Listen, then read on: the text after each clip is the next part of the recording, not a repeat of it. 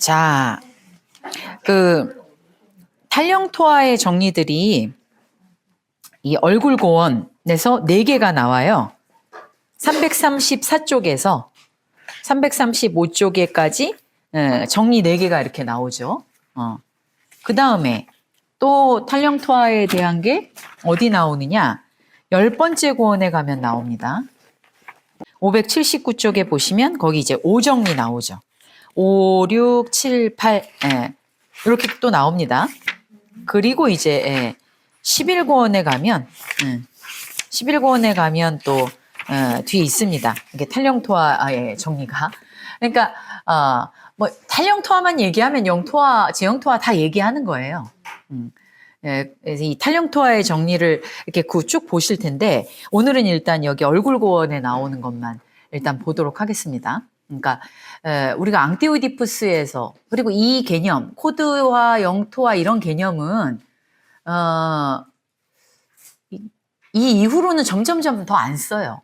그러니까 딱 요 시기까지 그 자본주의와 정신분열증이라는 부제를 갖고 있는 앙티오이디푸스 천계의 고원, 그 다음에 그 같은 시기에 쓰여진 카프카, 뭐 요 정도에서 주로 집중적으로 쓰고 점점점 그 이후에는 잘 많이 쓰는 것 같지는 않은데 어쨌든 중요한 개념이긴 하죠. 그래서 앙티오이디푸스를 생각을 해보시면 자, 욕망 기계가 있다.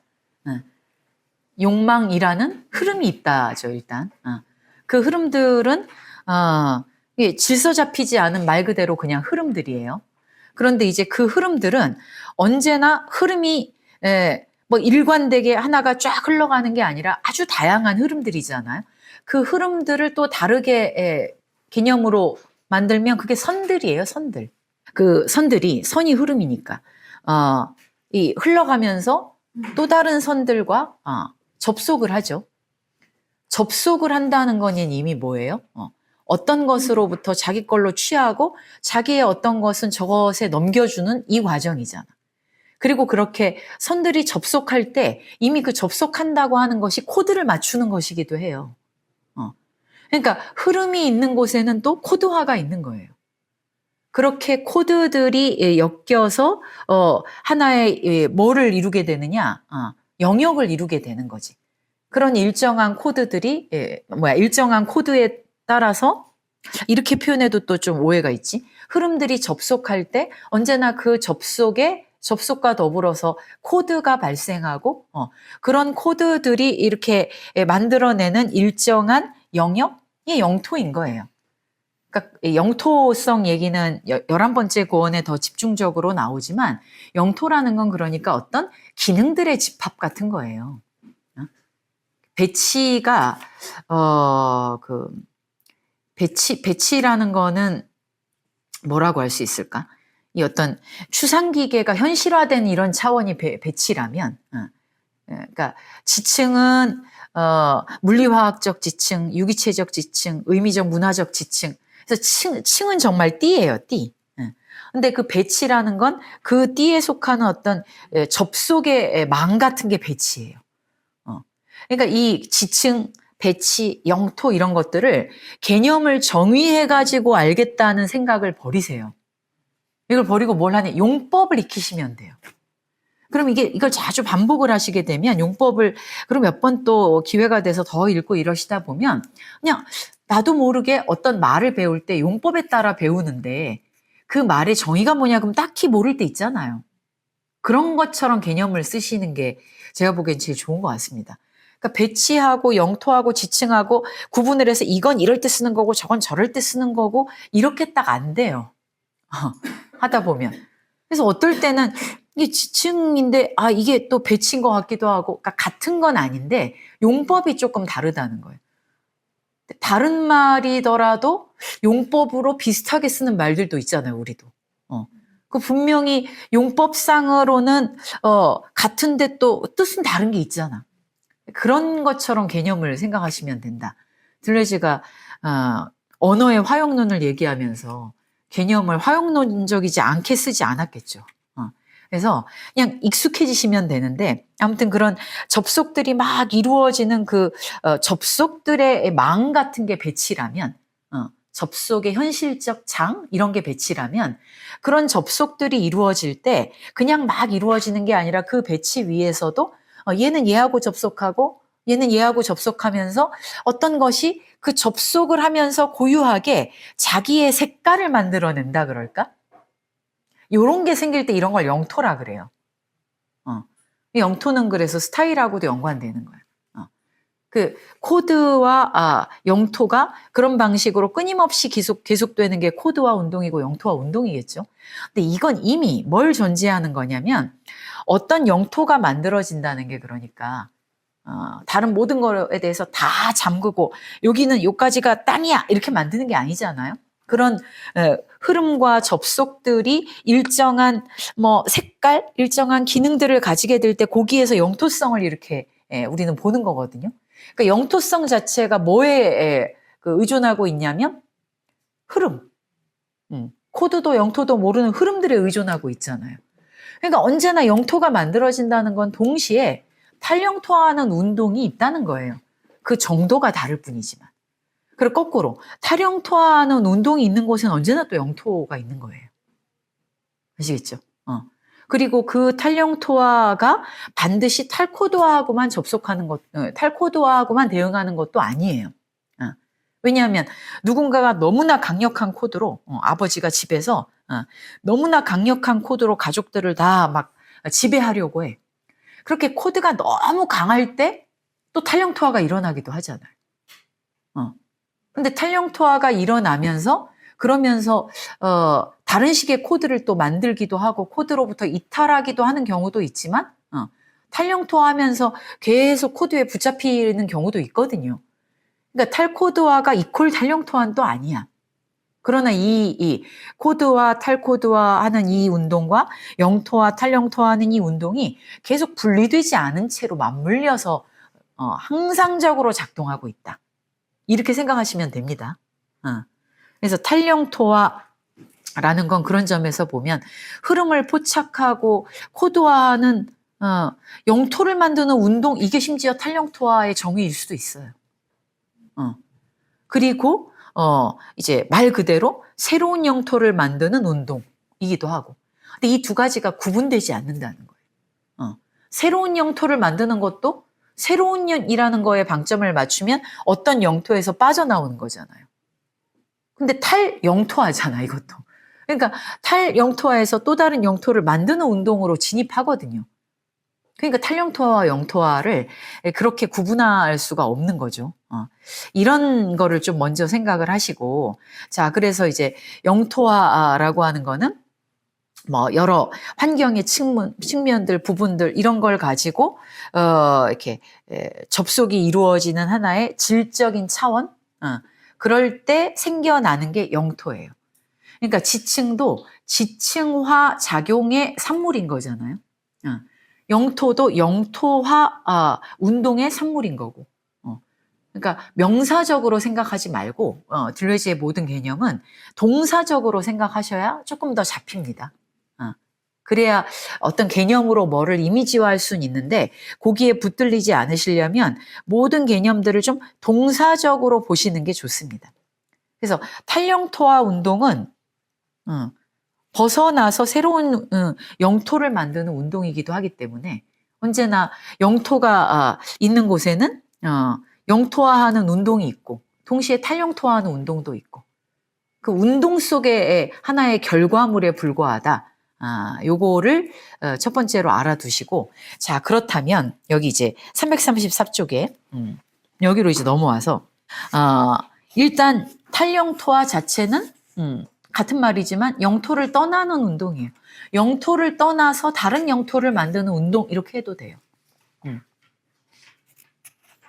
영토를 떠나서 다른 영토를 만들고 그 영토를 떠나서 다른 영토를 만들고 그런 의미에서 어떤 영토도 소유하지 않는 자들을 노마드라고 하는 거죠. 그러니까 노마드가 영토를 아예 안 만드는 건 아니에요. 툰드라의 유목민도 일정한 동안을 지내야 할 자기 영토를 만들고 거기다 집을 짓고 이러지 않습니까? 그러니까 영토를 떠나서 영토를 만들고 영토를 다시 떠나서 영토를 만들고 그렇게 해서 영토를 끊임없이 만들고 떠나고 만들고 떠나는 운동을 계속해. 하지만 뭔 하지 않아? 영토를 소유하진 않죠. 일시적인 점거를 하지. 일시적인 점거와 소유는 다릅니다. 그러니까 옛날에 데모할 때 이렇게 인도에 이렇게 87년, 막 88년 이런 데는 인도에 있는 애들이 다 데모꾼들인 경우가 많잖아요. 그리고 그렇게 있다가 누군가가 이제 동을 뜬다고 하죠. 누군가 이렇게 먼저 탁 치고 나가면 갑자기 그 인도에 있던 사람들이 차도로 막 밀려 나가잖아. 그때 그 차도를 점거하게 되죠. 그럴 때 도로는 탄력토화되는 거죠. 근데 그 도로를 점거하는 운동이 도로를 소유하는 운동은 아니잖아요. 다시 또 데모가 끝나면 다시 차가 다녀. 그런 점에서 이 우리가 살아가고 있는 이 모든 영토들의 세계, 이 배치 위에서는 끊임없이 탄력토화와 영토화 운동이 일어나고 있는 겁니다. 차원이 다 이게 어떤 접합 접속들에 따라 이루어지냐가 다를 뿐인 거지. 그래서 1차적으로 탄력토화는 영토를 떠나는 운동이기도 하고 새로운 영토를 만드는 운동이기도 해요. 그러니까 손으로 뭐 도구를 잡고 뭐 오만 것들을 하잖아요. 이러저러한 거를 막 하는데 그 손이 주로 잡는 것에 국한돼 있기 때문에 손은 도구적인 것과의 관계 속에서 영토화돼 있다고 할 수 있겠지.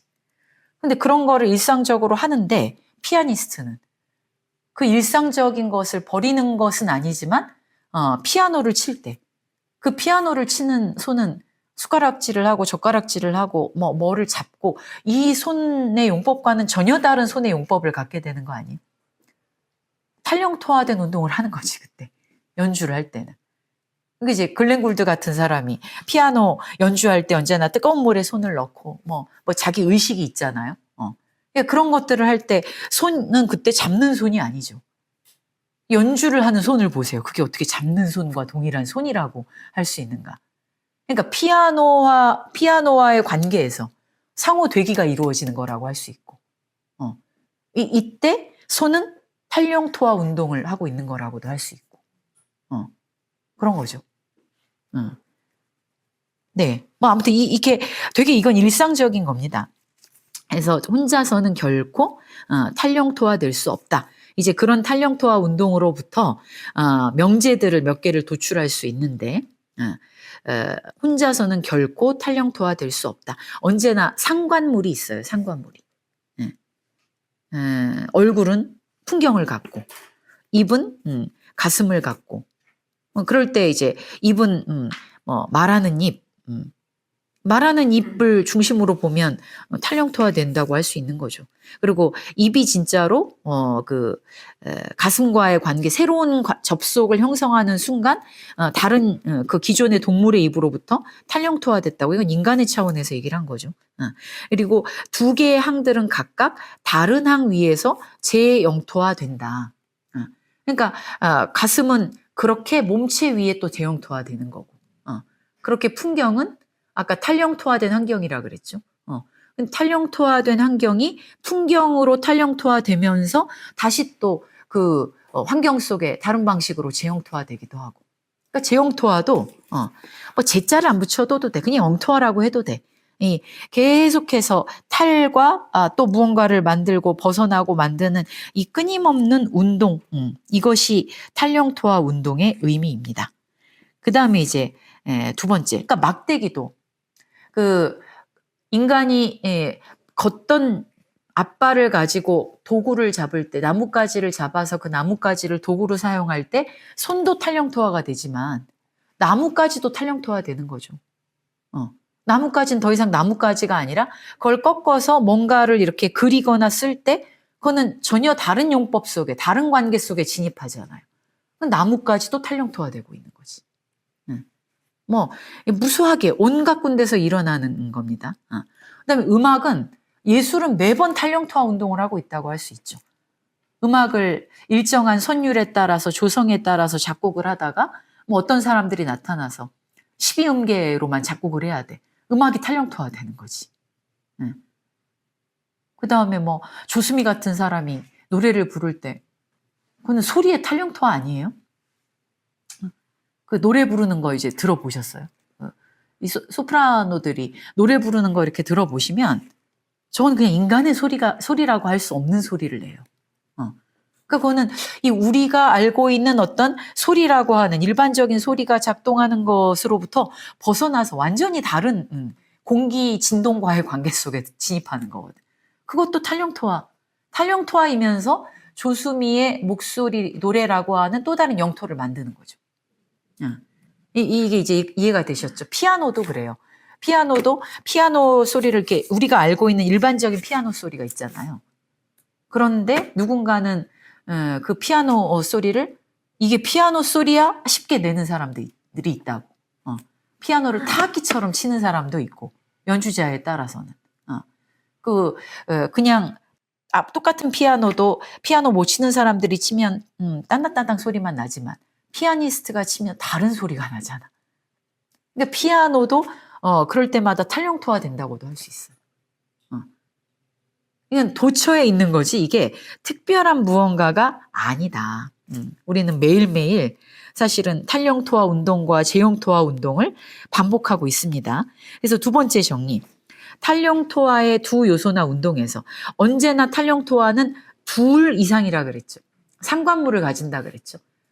왜? 탄력토화 자체가 접속으로부터 새로운 관계에 진입하는 거잖아요. 되기의 운동이잖아요. 되기의 운동을 전제하는 거기 때문에 하나만 탄력토화되는 건 없다 그랬죠. 그러니까 이제 당연히 두 번째. 이렇게 두 요소나 운동에서 탄력토화가 될 때 가장 빠른 것이 가장 강렬하거나 가장 탄력토화되어 있는 건 아니다. 이게 속도의 문제와 탄력토화의 정도의 문제가 반드시 일치하는 건 아니라는 거예요. 그래서 탄력토화의 강렬함은 운동이나 전개 속도랑 혼동되어서는 안 된다. 뭐 이런 게 있고 일단은 넘어가겠습니다. 그 다음에 이제 세 번째, 가장 탄력토화되지 않은 것이 가장 탄력토화된 것 위에서 제형토화된다고 결론을 내릴 수도 있다. 이것도 탄력토화 운동의 아이러니랄까? 가장 탄력토화되지 않은 영토에 가장 이 고착적인 무언가가 있을 수 있어요. 그런데 그것이 언제나 가장 탄력토화된 것 위에서 또 다른 방식으로 영토화가 될 수가 있다는 이 아이러니. 그래서 거기에 예를 이렇게 아래 쭉 보시면 이뿐만 아니라 가슴, 손, 온몸 도구가 얼굴화된 것도 이제 머리가 몸 중에서 가장 탄력토화된 거거든요. 근데 그 가장 탄력토화된 것 속에서 가장 탄력토화가 덜 된 온몸, 손, 도구 이런 것들이 다시 또 그것과의 관계에서 제형토화가 되기도 하지. 그런 의미예요.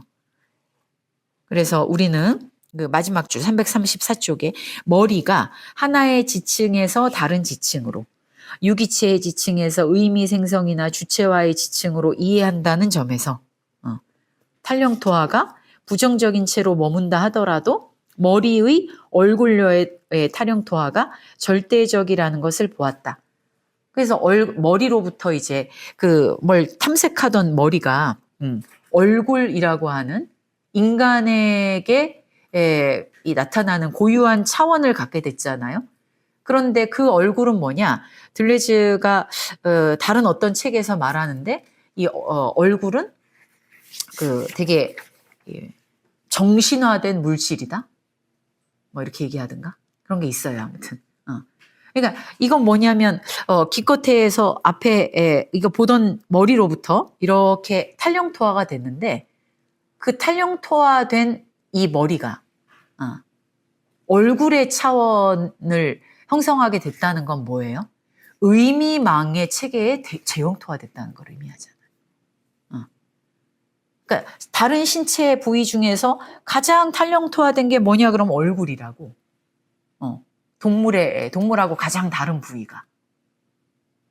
그렇게 말할 수 있을 것 같지 않습니까? 얼굴이 신체 중에서 가장 탄력토화됐는데 그렇게 탄력토화된 얼굴은 지금 이 예도 있지만 탄력토화된 게 가장 재용토화된. 그러니까 지금 여기에서 이 예가 나오는 거는 뭐 손, 몸, 도구 이런 예였지만 이거는 좀 다른 차원에서 보면 정신. 그러니까 몸 중에 가장 정신적인 게 머리 아니에요? 인간에게서는. 이것도 되게 희한하지. 되게 탄력토화된 부분인데 어떤 점에서는 더 강하게 재용토화됐다고도 얘기할 수 있잖아. 정신의 영역으로.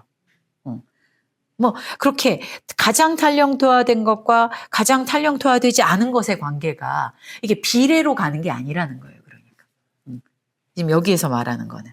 그래서 옆에 335쪽에 넘어 보시면 손과 가슴은 뭐 이렇고 그리고 심지어 집, 물품, 물건, 의복도 얼굴화되고 얘네들은 탄력토화되지 않은 것들인데도 가장 탄력토화된 것 위에서 즉 얼굴과 더불어서 이제 이런 것들이 얼굴화가 되지. 그러니까 유품 같은 거.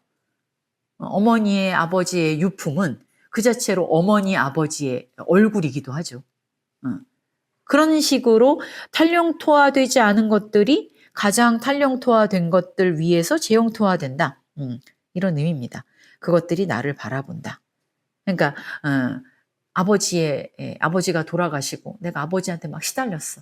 아버지가 사라졌는데 아버지의 물건이 이제 나를 막 보는 거야. 물건도 그래서 얼굴화가 될 수 있어요. 지금 그것들이 나를 바라본다.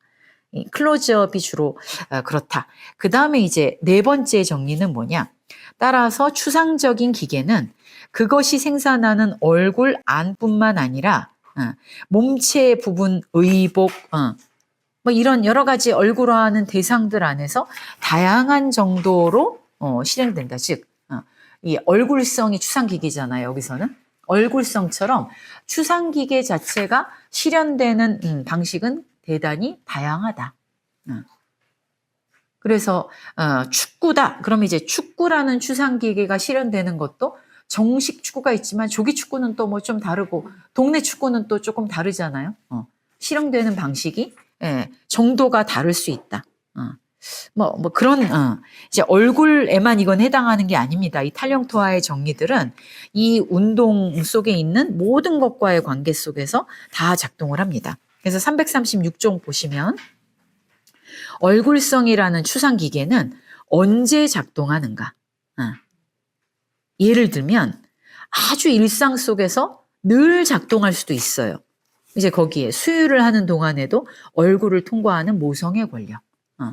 이거는 어떤 사람이 모유 수유를 하면서 그런 얼굴을 짓는다가 아니라, 그러니까 우리도 가오라는 일본어를 쓸 때, 그러니까 얼굴이 예쁘다는 말은 성립해도 가오가 예쁘다고는 하지 않잖아요. 근데 일본어에서는 진짜로 가오가 얼굴이잖아요. 근데 우리는 가오가 산다, 가오가 어떻다라고 할 때 그 가오를 똑같이 얼굴의 의미로 쓰지 않죠. 일본은 그냥 가오가 가와이겠지. 근데 그거하고 용법이 우리나라는 완전히 달라졌어. 그래서 가오가 산다, 가오가 어떻다라고 할 때 그 가오는 그냥 얼굴이 아니라 약간의 어떤 전형성과 뭔가 의미성을 띠지 않아요. 저 조폭의 저 가오라고 할 때. 그의 그 몸과 뭐 그의 그 얼굴을 포함한 이 전체가 내뿜는 어떤 그 개인적일 수 없는 뭔가가 있어. 조폭의 가오가 있는 거야. 연예인의 가오가 있지. 연예인들이 그냥 얼굴이 예쁜 게 아니래요. 특히나 영화 배우 같은 사람들을 만나면 그 영화 배우들은 그런 것 같아요. 저희 그 규문의 요 아래가 다 이제 연극 배우들, 연극 그 극장이 많아서 연극 배우들이 가끔 나와가지고 담배 피고 이럴 때가 있는데 꼭 잘생긴 건 아니야. 근데 저건 그냥 배우의 얼굴이다 싶은 애들이 이렇게 있을 때가 있어요. 뭔가 달라요. 눈, 코, 입이 있는 건 똑같은데 눈, 코, 입이 똑같지 않아. 잘생기고 못생기고 하고는 다르. 뭔가 되게 강렬해. 그게 배우의 가오인 것 같아, 저는. 배우의 가오. 그러니까 이 얼굴성이라는 것은 그래서 이 얼굴을 통과하는 모성의 권력, 그 엄마가 그런 표정을 지어서 문제가 아니라 우리가 그런 장면을 볼 때 거기에서 저런 엄마, 저게 모성이야. 이렇게 전형성을 끄집어내잖아요. 그런 게 얼굴이지.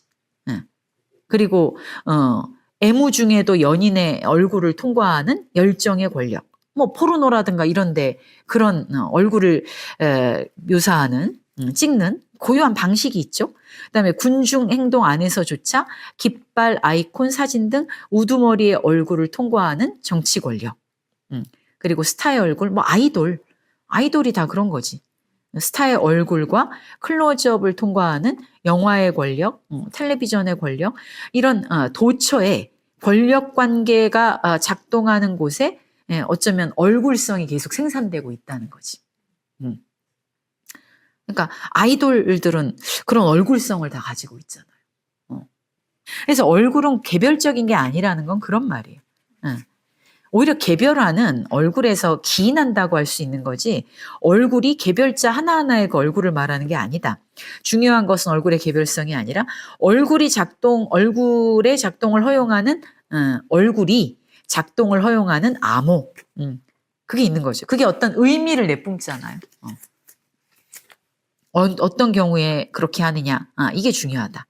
그래서 이건 이데올로기가 아니라 경제와 권력 조직의 문제다. 그래서 진짜 그 얼굴이 되고 싶어 하는 게 트럼프잖아, 트럼프. 그러니까 트럼프가 왕관을 받고 세상에 그렇게 좋아할 줄이야. 예, 정말로 얘는 왕이 되고 싶은 거야. 그래서 그 왕관 그거 받고 금관 받고 나서 그 다음 날인가 트럼프의 그 인스타에 올라온 그게 진짜로 이렇게 왕관을 쓰고 있는 자기, 왕좌에 앉아 있는 자기를 이렇게 합성한 사진을 어디서 갖고 왔나? 그걸 그 페북에다가 트럼프 뭐 페북인지 뭔지 아무튼 거기다가 올렸잖아요. 그러니까 얘는 얼굴을 갖고 싶은 거야. 자기 얼굴을. 그것뿐만 아니라 이제 뭐 그런 역사적인 어떤 인물들, 혁명가의 얼굴 뭐 이런 게 있죠. 체게바라 티셔츠 그 체게바라의 얼굴. 이게 체게바라라고 하는 개별자의 얼굴이 아니잖아요. 그런 의미인 거죠. 그래서 언제나 그 중간에 진한 글씨. 권력의 어떤 배치물들은 얼굴의 생산을 필요로 하고 어떤 배치물들은 또 그렇지 않다. 배치물마다 이거는 좀 달라요. 원시사회는 굳이 그런 얼굴성을 필요로 하지 않는 배치. 그래서 얘네들은 이제 주로 가면을 쓰죠. 원시사회에서는. 얼굴을 가리지 않습니까? 오히려. 그런데 전제군주는 도처에다가 동상을 만들고 얼굴을 필요로 하는 게 그 전제군주 사회는 주로 그렇죠. 그 다음에 이제 338페이지 보시면 그 얼굴에 이제 어떤 가장 대표적인 거 그게 바로 크리스트다. 여기 나오죠. 338쪽의 세 번째 줄에 그건 전형적인 유럽인이고 그리고 그 아래 얼굴은 보편적이지 않다 보시면서 그것은 보편적인 것의 얼굴이에요. 얼굴이 보편적인 게 아니라 그러니까 보편적인 것의 얼굴이라는 말은 이 얼굴 자체가 보편성을 보편적 권력임을 선언하는 거야. 내가 보편성이다라는 것을. 모든 것은 이것에 대해서 이제 작동해야 되지. 그러니까 모든 가치가 백인에 대해서 네 번째 고언에 그런 말 나온 게 있는데 인종주의라는 거는 뭐냐? 인종주의는 뭐 흑인, 뭐 검둥이 단순히 이런 말을 쓰는 게 아니라 모든 것을 백인을 기준으로 해서 백인과의 거리로 다른 인종을 파악하는 거. 그래서 진짜 인종주의는 뭐냐? 백인처럼 되어야 한다고 생각하는 사람이라는 거예요. 백인처럼 되어야 한다. 이게 보편적인 가치 기준이기 때문에 그렇죠. 그러니까 진짜 지저스 크라이스트 슈퍼스타인 거지. 슈퍼스타 예수인 거지. 아이돌. 근데 온몸의 얼굴화를 발명하고 그것을 도처에 전달한다. 이 얼굴은 보편적인 것의 얼굴이에요. 언제나. 요 말을 알아두시면 되겠습니다. 그리고 이것의 기능은 뭐냐? 그 아래에서 세 줄 내려오시면 1:1 대응화, 이원화. 그걸 중심으로 그것이 아닌 것. 흰 것을 중심으로 희지 않은 것. 남성을 중심으로 남성이 아닌 것 이렇게 있게 된다는 거예요. 그래서 검은 구멍 중간입니다. 흰 벽으로 구성되어 있는 얼굴성이라는 추상 기계가 기능하는 두 가지의 방식. 이게 이제 첫 번째가 뭐냐? 단위나 요소들과 관계되고 다른 하나는 그것들의 선택과 관계된다. 그래서 검은 구멍은 그 일반적인 표면으로서의 스크린 위에 이동하는 중앙 컴퓨터 크리스트 제3의 눈으로 작동한다. 그러면서 이제 이게 결국 무슨 말이냐면 나무를 만들어낸다는 거예요. 그 얼굴을 하나의 기준으로 삼아서 이제 이거냐 저거냐 선택과 관련된다는 말은 이거냐 저거냐 우리한테 백인이냐 비백인이냐 남성이냐 비남성이냐 보편적인 가치 기준을 중심으로 해서 수목이 생겨나는 거죠. 그래서 그 아래 그 말 나오지 않습니까? 아래에서 넷째 줄에 이제 이게 이분법이나 나무를 구성하게 되는 거예요. 여학생과 여선생과 학생, 아버지와 아들, 노동자와 사당 다 도처에 이런 이분적인 분기점들이 생겨나게 되는 거죠. 그래서 우리는 339페이지에 위에 얼굴을 소유한다기보다는 그런 얼굴 안에서 흐른다. 얼굴과의 관계로부터 이 주체의 블랙홀을 형성하게 된다. 자, 이제 요게 기능하는 방식이고 두 번째 방식은 뭐냐? 얼굴성이라는 추상기계는 선별적 반응이나 선택의 역할을 한다. 같은 얘기인데요. 앞에 게 이제 기준이 된다를 강조하는 거였다면 뒤에 339페이지에 아래에서 한 10줄에 1대1 이렇게 나무를 형성하다 보니까 어떻게 해요? 그것에 벗어나는 모든 것들을 다 위계화하는 거죠. 그래서 1대1 대응 관계를 벗어나는 모든 것에 대해서 일탈 유형별 격차를 만들어 중심과의 관계의 거리에 따라서 모든 것을 평가해. 얘가 얼마나 백인에 가까우냐 아니냐. 이걸 가지고 평가를 합니다. 그래서 첫 번째 선택에서 받아들여진 것과 두 번째, 세 번째 이런 이항관계를 계속 그러니까 아주 그 어떤 지점마다 이 나무가 형성이 되는 거죠. 그리고 그럴 때마다 흰 벽은 또 계속 증가하는 거죠. 그게 얼굴의 기능이다. 그래서 뒤에 보세요. 340쪽에. 얼굴이 위에서 7째 줄. 얼굴이 크리스트. 어떤 보통의 백색인이라면 최초의 일탈, 최초의 유형별 격차는 인종적이다. 그러니까 이제 유럽의 인종주의는 이렇게 출발한 거야. 모든 차별의 시작은 인종주의. 그게 이제 백인 남성의 문화를 중심으로 한 거기 때문에 그들은 다 기독교화, 얼굴화 되어야 한다. 백인의 자만은입니다. 백인의 자만은 유럽의 인종주의를 배제한다는 여기가 중요한 얘기인데 그러니까 백인들이 가지고 있는 자만은 유럽의 인종주의를 배제한다든가 누군가를 타자로서 지적함으로써 진행된 것이 아니었다. 낯선 자를 타자로 파악하는 건 원시사회다. 이건 어떻게 보면 일반적인 거잖아요. 단순히 쟤는 우리랑 달라라는 타자화가 문제가 아니라 이거에서 더 폭력적으로 나아간 게 뭐냐. 인종주의는 주 13번 써 있는 데에서 4줄 내려오시면 3줄 내려오시면 백색인의 얼굴에 의해 일탈의 격차를 결정함으로써 진행되었다. 그래서 진짜 인종주의란 뭐냐? 인종주의의 관점에서는 아래에서 6째 줄 외부는 없다. 바깥 사람은 없다. 오로지 우리처럼 되어야 할 사람들만 있을 뿐이고 그들의 죄는 우리와 같지 않다는 것이다. 이게 뭐예요? 파시즘이죠. 동일화의 욕망이지. 그러니까 너는 우리랑 달라. 그럼 이제 다르다는 거에서는 싸우거나 뭐 여러 가지 그 타협을 하거나 뭐 중간에 이르거나 다르다는 것만으로는 그렇게 어마어마한 폭력이 발생하지 않아요. 근데 진짜 무서운 폭력, 죽음을 욕망하는 폭력, 이게 파시즘이라 그랬잖아요. 그건 뭐냐? 나와 같지 않음을 견딜 수 없는 거죠. 그래서 비백인은 우리처럼 되어야 하는 사람들이야. 동일화의 욕망이 작동하고 있는 거죠. 단절은 더 이상 안과 밖에서 일어나는 게 아니다. 인종주의는 맨 마지막에 두 번째 줄에 타자의 입자들을 정탐하지 않는다. 타자는 쟤네들은 왜 까맣지? 쟤네들은 왜 저렇게 먹지? 이걸 염탐하는 데 관심이 없어. 그것은 동일화되지 않은 놈이 소멸될 때까지 동일자의 파동을 퍼뜨린다. 그것의 잔인성에 비길 만한 것은 무능력 소박함 외에는 없다. 이제 요게 그러니까 자기를 중심으로 모든 것이 나처럼 되어야 된다고 하는 것이 폭력을 낳은 사태. 이게 제국주의의 사태라는 거예요. 쟤네들은 그냥 다르다. 이 다르다 하는 것은 다르다는 고찰, 염탐, 질투, 갈등 이런 거에 머물러 있지. 하지만 동일자, 저것은 나처럼 되어야 한다고 생각할 때는 그들을 절멸시키는 데까지 이르게 되는 거죠. 그래서 이게 가장 이 잔인성에 비할 만한 잔인성은 없다.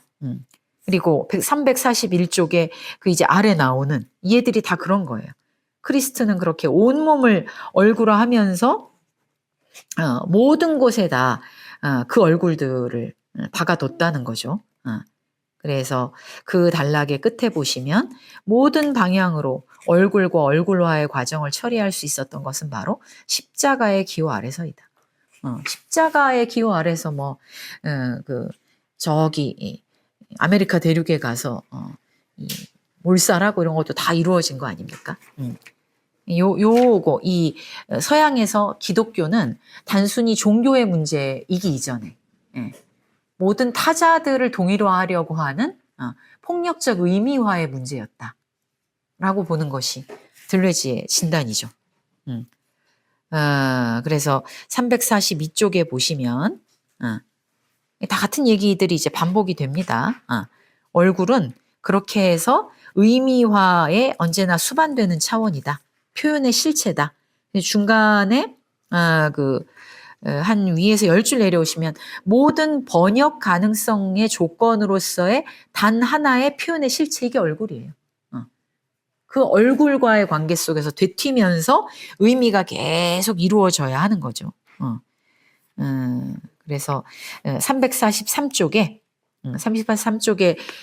그 위에서 둘째 줄에 보시면 모든 종류의 나무성과 이분법을 그리는 것이 바로 얼굴성이라는 추상기계가 생산하는 얼굴들이다. 이게 없으면 기표적인 것과 주체적인 것이 계속 그냥 분산해버리고 말겠죠. 그러나 밖으로 계속 분산하는 것을 언제나 다 잡아주는 거. 여기에 이제 어떤 테두리를 부여하는 거. 이런 게 그 되튀는 벽으로서의 얼굴이라는 거예요. 자, 그리고 언어가 얼굴과 연관된다. 이제 요 페이지는. 그렇게 해서 얼굴은 언제나 언어적인 작용에 수반된다. 중간에 보시면 343쪽에 얼굴성의 기계는 기표와 주체의 부속장치가 아니다. 기표와 주체를 연결해주는 연결장치고 기표와 주체를 조건 짓는 표현의 실체다. 네. 그래서 뒤에도 계속 같은 얘기입니다. 344쪽에 위에서 한 8줄에 의미 생성과 주체화는 그런 식으로 얼굴을 수반하면서 모든 다성성을 으스러뜨린다. 이렇게 다른 식으로 해석될 수 있는 그 의미 해석들을 그 다른 목소리들을 언제나 하나의 목소리와의 관계로 다시 끄집어 이렇게 당기는 거죠. 그래서 옆에 이제 345쪽에 보세요. 여기는 언어학과의 관계를 이렇게 쭉 이야기하면서 345쪽 맨 위에 두 번째 줄 새로운 내용과 상호전제를 이루면서 자신의 결정된 표현의 형식으로서 의미 생성과 주체화를 강요하는 것은 아주 특별한 배치물이다. 이제 얼굴을 생산하는 특별한 배치물들이 있죠. 독재적 배치물 없는 의미 생성은 없고 권위적 배치물 없이는 주체화도 없고 정확히 기표들에 의해 작용하며 영혼들 또는 주체들에게 행사되는 권력 배치물들이 없는 의미 생성과 주체화의 혼합도 없다. 그 얼굴이 바로 권력의 표지인 거예요. 옛날에 학교에서, 지금은 안 그렇지만 지금은 공공기관에는 그렇겠죠. 근데 옛날에는 학교에서도 이 칠판 위에 박정희 사진 있고 이 그 태극기 있고 교훈인가 뭐 이렇게 같이 있지 않았어요? 그러니까 그때 그 걸려 있었던, 학교에 걸려 있었던 박정희의 사진, 그게 얼굴이죠, 얼굴. 그게 지금 그 시대 70년대의 권력의 배치물들, 아주 특별한 권력의 배치 속에서 모든 의미 생성과 주체화를 강요하는 하나의 실체적인 기능을 하는 거죠. 그래서 다성적, 다차원적 이 모든 것들이 다 납작하게 으스러지는 것이다. 그거가 우리의 몸을 훈육하고 우리의 정신을 또 훈육하고 그런 거죠. 이렇게 해서 우리는 주체로 되어 간다. 그래서 맨 마지막 345쪽에 아래에서 그 8줄 정도 가시면 당신은 흰벽 위에 핀으로 꽂힐 것이고 검은 구멍 속에 처박힐 것이다. 이게 얼굴성 기계다. 그래서 이 기계는 얼굴의 사회적 생산이에요. 얼굴성 기계가 생산하는 것은 사회적 얼굴. 어떤 하나의 스테레오타입, 전형, 이런 것이 매 시대마다 있지 않습니까? 자본가의 얼굴, 이런 것도 있죠. 자본주의에 대해서 투쟁하던 사람들이 자본가의 얼굴을 언제나 괴물로 막 이렇게 만들어 놓지 않습니까? 그 독특한 권력 배치물 속에서 생산되는 어떤 하나의 얼굴, 사회적 얼굴들이 있어. 우리 시대는 그게 조금 희미해졌다고도 할 수 있죠. 옛날보다는. 우리 시대에 그런 사회적 얼굴이 있다면 그건 뭘까요? 아니, 뭐, 사실은 많이 있긴 있어. 뭐, 아름다운 여성 그러면, 이렇게 표상되는 게 있지. 뭐, 그 다음에 남성 이런 표상되는 게 다 있는데, 근데 우리 사회는 좀 그게 느슨해지지 않았어요. 얼굴성이. 권력의 배치물이 다르기 때문에 이게 얼굴성이 더 견고하게 작동하는 때도 있고 얼굴성이 좀 느슨하게 되는 때도 있지. 우리 시대는 좀 상대적으로 아무튼 그런 것 같아요. 그래서 이 얼굴성이 이런 거다. 이게 가장 이제 뭐 그 고종 있잖아요. 고종, 제복을 입은 고종. 이런 게 딱 얼굴성이면서 그거는 그러니까 골룡포를 입은 고종 초상도 있고 고종의 초상이 2개인데 제복을 입은 고종 초상도 있거든요. 그때 이제 고종의 몸체가 굉장히 다른 권력의 배치물들 속에서 그 얼굴이 어떤 의미 생성의 체계인가가 좀 다르지. 그 고종 분석한 그런 뭐 책도 있습니다. 골룡포를 입고 있는 고종과 제복을 입고 있는 고종이 어떻게 다르게 의미를 나타내는가 이런 문제에 대해서. 자, 그래서 346쪽 보세요. 346쪽에 중간 정도에 따라서 가면은 얼굴 자체고 얼굴의 추상이거나 얼굴의 작동이다. 그러니까 가면도 뭐 일종의 얼굴이라고도 할 수 있죠. 근데 얼굴은 결코 선행하는 기표나 주체를 상정하지 않는다. 순서가 다르다. 순서를 아시면 돼요. 독재적이고 권위적인 권력에 구체적인 배치물이 있고 그 배치물 속에서 작동하는 얼굴성 추상 기계가 생산해내는 어떤 얼굴성이 있겠죠. 그리고 그 구멍 뚫린 표면 위에서 의미 생성과 주체와의 기호계가 만들어지는 거예요. 이렇게 배치물과 얼굴성 기계의 작동과 그리고 새로운 기호계가 이런 방식으로 연결이 됩니다. 이 때문에 우리는 2가지 문제, 즉 얼굴과 그것을 생산하는 추상적인 기계의 관계, 얼굴과 이 사회적 생산을 필요로 하는 권력 배치물들의 관계를 지금 내가 조금 더 좀 특별하게 다뤘다. 앞부분에서. 그러니까 그런 권력 배치물과 얼굴은 뗄래야 뗄 수 없다. 얼굴이 있다는 것은 그 얼굴을 필요로 하는 혹은 그 얼굴성을 생산해야 하는 어떤 권력 배치물을 또 전제하게 되지. 그래서 얼굴은 그래서 정치다. 그 자체로. 그래서 이제 뒤에 보면 뭐 이상한 349쪽에 지상의 기표작용적인 전제군주적 얼굴. 이게 계속 눈이 증식하잖아. 도처에서 나를 보고 있는 거야. 눈들이. 어디를 가도 신이 나를 보고 있는 그런 책인 거죠. 그리고 이제 351페이지의 그림을 보면 이제 주체화는 뭐예요? 그 눈에 해당하는 그 검은 구멍. 그게 이제 어떤 주체냐에 따라서 검은 구멍을 가지고 있잖아요. 뭐 이 독신기계, 커플기계 이거는 다 앞에 나왔던 건데 뭐가 됐든 간에 이거는 이제 도처에 어디를 가나 신의 얼굴이 신의 눈이 증식하는 이런 체계가 아니라 계속 자기 안에 눈이 있는 거지. 뭐가 됐든 간에. 주체화의 차원을 이렇게 표현을 한 거예요.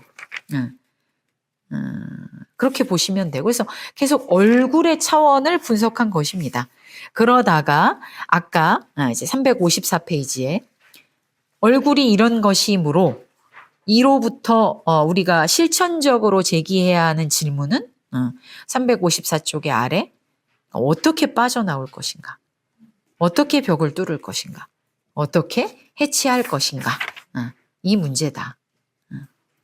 그러면서 뭐 예술들은 그렇게 얼굴을 해체하는 완전히 다른 몸체, 다른 얼굴의 생산이라기보다는 얼굴을 어떻게 해체할 수 있는가라는 문제를 이제 예술적인 차원에서 고민하는 예들을 쭉 들어놓은 거죠. 그래 놓고 357쪽. 357쪽에 이제 얼굴을 해체하기 이렇게 나오죠. 얼굴을 해체하기, 그것은 작은 일이 아니다. 당연하겠죠. 그거는 의미작용을 돌파하는 거잖아. 의미의 벽을 돌파하는 거고. 주체와의 그 검은 구멍에서 빠져나오는 거라 그랬잖아요. 그러니까 자칫하면 미친놈이 될 수가 있지. 광기의 위험이 언제나 있다. 분열증 환자가 자기 얼굴과 타인의 얼굴, 이걸 상실하는 건 우연일까? 이게 이제 재밌는 건데, 분열증 환자에게 그림을 그리라 그러면 얼굴을 그리지 못한대요. 이게 우연일까? 이건 연구된 바가 과학적으로 연구된 건 아니지만, 분열증 환자가 왜 얼굴을 그리는데 언제나 실패할까? 그리고 몸을 그릴 때도, 얼굴이나 이렇게 몸을 그릴 때도 분열증 환자가 그리는 몸과 얼굴의 특징은 뭐냐면, 이제 우리 정상인들은 얼굴과 몸을 그려라 그러면 매끈하게 그리죠. 그리고 언제나 얼굴을 제일 예쁘게 그리려고 하지.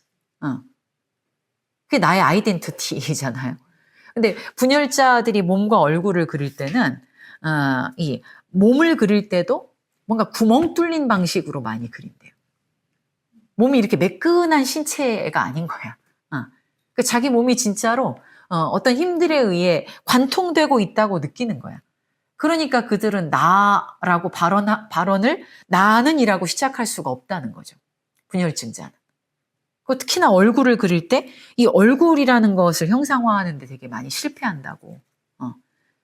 그 분열자들의 그림을 이렇게 찾아보시면 그런 특징이 있습니다.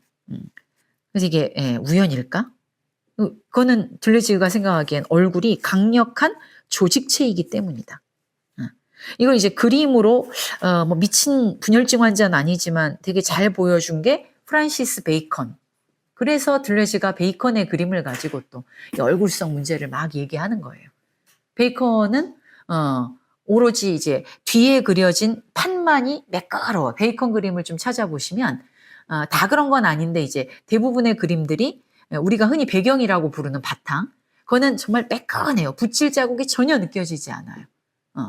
그런데 이 인간의 신체는 이 구멍 뚫려 있거나 언제나 신체가 그 붓의 획에 의해서 막 얼룩져 있거나 이렇거든요. 이걸 되게 잘 보여주는 거죠. 얼굴의 해체라는 문제를. 그래서 그 베이컨의 그림이 특히 이런데, 경련이란 무엇인가? 얼굴의 주권적이고 조직화에서 벗어나려고 하는 얼굴성의 특징과 이 특징 위에 갇히고 도주선을 봉쇄하고 다시 조직화하려는 얼굴성 자체에서 벌어지는 싸움. 이게 경련이다. 경련이 난다고 하는 걸 이렇게 해석을 하면서 그 경련을 표현한 게 베이컨의 그림이죠. 그래서 맨 마지막 줄에 357쪽에 얼굴이 정치라면 얼굴 해체하기도 정치고, 이거는 이제 어떻게 실제적 생성들, 이게 되기죠.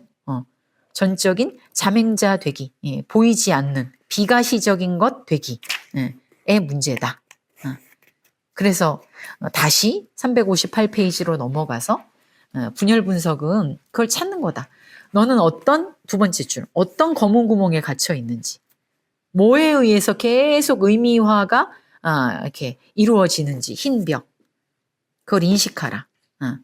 너는 어떤 얼굴을 향해 있는가, 그 얼굴을 인식하라. 다른 식으로는 망가뜨리지 못한다. 해체해야 된다. 그런 얘기입니다. 그리고 뒤에 359쪽에 그렇다고 우리는 뒤로 원시적인 차원으로 돌아가가지고 뭐 원시적인 원시인들의 흉내를 낼 수는 없잖아요. 아니면 뭐 로렌스가 멜빌 비판하면서 얘기했던 것처럼 저 죽음의 선으로 갈 수도 없어요. 그러면 어떻게 해야 되느냐? 기표에 왜 그러냐면 359쪽 아랫단락에 세 번째 줄에 기표의 하얀 벽 주체성의 검은 구멍, 즉 얼굴 기계는 막다른 골목이며 우리의 굴복과 예속의 척도이기 때문이다. 그러니까 그러나 우리는 그렇긴 한데 우리는 그 안에서 태어났고 우리는 몸부림쳐야 할 곳이 바로 그 위다. 그래서 여기에서 어떻게 새로운 용법을 발명할 것인가. 그 우리에게 주어져 있는 기표의 벽을 가로질러서 360쪽. 모든 기억, 모든 지시작용, 모든 가능한 기표작용과 주어질 수 있는 모든 해석을 무화시키는. 이제 모든 기억이라는 게 어떤 사회적이고 역사적인 우리가 이 이른바 정상성을 가지고 살아갈 수 있는 보편적 기억이겠죠. 근데 그것들로부터 그것들을 무화시키는 선들을 발명하는 것, 이것들을 다 무화시키는 선들을 긋는다 그래서 정말 관계없이 이것들을 과 무관할 수 있는 건 아닙니다. 아까 벗어날 수 없다고 얘기했잖아요. 그런데 그런 작은 도주선을 그리는 것이 이제 이 모든 것들과의 관계를 재배치하게 되겠죠. 그 뒤에 로렌스의 캥거루에 나오는 구절을 인용하면서 360쪽의 아랫부분에 보면 머리를 비운 채 기억 없이 바닷가에 혼자 있기. 이게 어떻게 있는 걸까요? 모르겠어요. 근데 리존 고원에서는 뭘 얘기를 했어요? 단기 기억을 얘기했죠. 롱 기억이 아니라 쇼트 기억. 그러니까 그것도 마찬가지라 그랬죠. 여기서 장기 기억, 뭐 기억이라고 얘기하는 건 망각해라 뭐 이런 단순한 얘기가 아니라 그러니까 기억을 더 강화하고 기억을 더 부풀리고 그 기억을 곱씹고 이렇게 만드는 것으로부터 좀 벗어나라라는 거죠. 머리를 비운 채 기억 없이 혼자 있기. 이 어떤 표상의 시스템 같은 거 아니겠어요? 기억이? 불교적으로는 저는 이게 업 같은 거기도 한 것 같아. 업. 햇빛 비치는 모래 위에 원주민처럼 혼자 있거나 없거나 있거나 뭐 등등등등. 그러면서 361쪽에 그러면 얼굴 해체는 뭐냐? 얼굴을 해체하면 뭐가 있는 거냐? 이상한 말을 해요. 28번 주 나오는 거 있죠. 자동 유도 장치. 이게 찾는 머리야, 직역하면. 때때가 이게 머리라는 뜻이거든요. 쉑쉐즈가 이게 찾다라는 뜻이고. 그러니까 찾는 머리야, 찾는 머리. 그러니까 이거는 그 의미 생성의 벽으로부터 벽을 뚫고 가고, 그다음에 그 주체와의 검은 구멍에 갇히지 않는 다른 아까 말한 탈의미 생성의 선, 다른 어떤 도주선을 찾고 있는 머리, 뭐 그런 걸 이렇게 표현한 거겠는데 탐색하는 머리라는 게 뭐 이미지적으로 따로 있는 게 아니라 뇌를 해방하라는 거 아니겠습니까? 저는 그냥 그렇게 대충 이해합니다. 그래서 맨 뒤에 362쪽 비인간적, 그 아래에서 8째 줄에 보시면 비인간적 얼굴과 인간적이고 정신적이며 원시적인 머리를 대립시키면 언제냐 또 양자택일에 빠지게 된다. 사실상 비인간성들만이 존재한다. 인간은 우리가 이런 걸 인간이라고 하자라는 표상에 의해 붙들린 것에 불과하죠. 그러니까 인간이라는 게 존재하지 않는다는 거는 원래 인간 같은 건 없다는 의미에서 그런 겁니다. 비인간성들만이 존재. 인간성이라는 게 실체적으로 어디 있겠어요? 인간성 자체가 언제나 그걸 벗어나는 운동 속에 있는데 인간은 아주 상이한 본성에 따라 아주 상이한 속도로 아주 상이한 비인간성들로부터만 만들어진다. 이게 이것임하고도 연관되는 거겠죠. 원시적인 비인간성, 얼굴 이전의 비인간성, 그 의미망에 붙들리지 않는, 즉 이걸 이제 조금 쉽게 말하면 뭐 쉬운 말은 아니지만 분별 체계 속에 갇힌 인간이잖아요. 그러니까 이제 우리는 아상, 중생상, 수자상 이게 다 이제 인간이라는 상도 상이잖아요. 나는 인간이야. 뭐 이게 중생상일 수도 있어요. 나는 인간이야라는 상에 갇혀 있는데 그 상에서부터 어떻게 상으로부터 달아날 것인가? 분별 없이 사유하는 것은 어떻게 가능할까? 그러니까 그 끊임없이 무시이래로 상속되어 온 분별의 체계 속에서 살아감 이게 업이거든요. 윤회한다고 하는 것은 이 업 속에서 계속 업을 재생산하는 삶을 살고 있다는 건데 이제 깨달음이라는 건 그 윤회를 벗어나는 거잖아요. 근데 윤회를 벗어나는 게 뭐 내세에서 태어나는 걸 의미하진 않잖아요. 그 무시일에 상속해온 분별적인 체계를 떠나는 거잖아요. 약간 그런 거가 아닐까? 이게 얼굴 이전의 비인간성. 얼굴이라는 게 그런 의미 체계니까. 그 의미 체계로부터 어떻게 우리는 떠날 수 있을까? 그 너머에 있는 거는 우리가 분별 체계 속에 인간이라고 하는 그 인간은 아니겠지. 이게 이런 꼴로 있더라도 부처님을 인간이라고 얘기할 수 있나? 붓다는 그냥 깨어있는 잔거지 이게 인간은 아니잖아요. 시달타는 인간의 형상을 가지고 나타난 응신이긴 하지만 붓다 자체가 뭐 법신, 응신, 보신 이렇게 여러 차원이 있지 않습니까? 그러니까 붓다는 딱 인간은 아니거든요. 약간 그런 차원에서 생각을 해볼 수 있지 않을까? 이 얼굴을 해치한다는 게. 그래서 뒤에 363쪽에 뭔 얘기인지 모르게 막 하죠. 내 사랑 얼굴이요. 마침내 자동 유도 장치가 되는 선의 해. 뜬금없이 선의 선이 갑자기 띵 나왔잖아요. 제니가 새롭게 발표한 노래가 선젠이라고 제가 아직 들어보지 못했는데 여기 이렇게 짤막한 그 저기로만 봤어. 근데 그거를 또 어떤 스님이 이것이야말로 불교다 이러고 유튜브에서 그걸 또 막 해석을 해놓은 게 있대. 제가 그 두 개를 두 개가 어디에 인용된 걸 봤는데 선은 참 코에 걸면 코걸이고 귀에 걸면 귀걸이인 측면이 있어. 예, 이 선의 해. 근데 이게 이제 들레즈가 생각하는 불교거든요. 선이. 어쨌든 선도 그 분별을 떠나는 담론을 가지고 있잖아요. 그러니까 선의 해. 이게 그 무분별의 시작 이렇게 말한 거 아니겠어요? 오메가 뭐가 될지 모르는 거야. 그래서 원시적인 머리는 이건 정말 머리였어.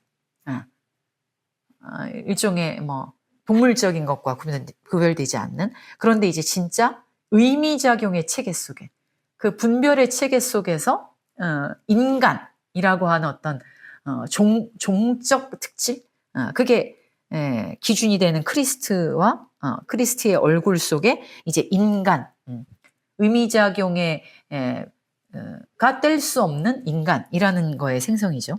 그럼 미래는 뭐냐? 차동 유도 장치, 찾는 머리. 그 의미작용의 체계를 의미 생성의 그런 체계를 넘어간 그것을 초월한 달아난 그런 비인간적 차원의 접속. 이게 이제 들레지 가면 마지막. 세 가지 상태에서 끝나나? 더는 없나? 그냥 물어본 것 같아요. 이것도 이게 질문이 아니라 진짜로 아까 우린 이걸 넘어갈 수 있나? 이게 선일까? 뭐 이렇게 생각하다가 이 글을 마무리 지은 것 같아. 제 느낌에는. 모든 것을 다 이제 너무 의미화하지 않으셔도 됩니다. 자, 그래서 얼굴이 그리스도였구나. 이 유럽 문화권에서 우리는 그런 신학적인 체계는 아니기 때문에 동양은 이렇게 딱 크리스트에 해당하는 뭐를 찾을 수는 없지만 어쨌든 전제군주 사회에서의 그 얼굴 이것이 계속 작동했다고는 얘기할 수 있죠. 그래서 사회도 그렇게 이 얼굴성이 더 작동하는 권력의 배치가 있고 좀 덜 작동하는 권력의 배치가 있고 그런 것들을 얼굴을 필요로 하는 권력의 배치가 있고 필요하지 않는 뭐 권력의 배치도 있고 그래서 언제나 권력의 배치와 얼굴성 그리고 의미와 주체화를 이제 한 세트로 생각하자. 그 가운데 잠깐 탈령토아의 태제들이 들어가 있었습니다. 다음 시간에 리토르넬로를 일단 읽어오시고요. 그 리토르넬로 하기 전에 이제 10번째 고원의 뒷부분에 있는 탈령토아의 정리들과 해서 그 뒷부분 마저 좀 더 보고 10번째 고원 그리고 나서 리토르넬로로 가겠습니다. 그래서 이 리토르넬로 고원도 되게 어려워요. 뭐 온갖 음악 얘기 나오고 뭐 이렇게 나오는데 여기는 영토를 어떻게 규정하고 있는가? 영토성의 개념을 좀 이 고원에서 정리한다고 생각하시고 읽으시면 좋을 것 같아요. 네. 자, 그럼 오늘 여기서 마치겠습니다.